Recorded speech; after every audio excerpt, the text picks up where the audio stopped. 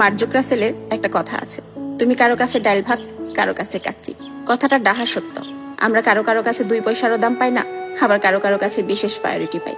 কিন্তু সমস্যা হইল আমরা ঘুরা ফিরা তাদের কাছে যাই যাদের কাছে আমরা ভ্যালুলেস। আর যারা আমাদের প্রায়োরিটি লিস্টের উপরে রাখে তাদের সঙ্গে আমাদের ভালো লাগে না।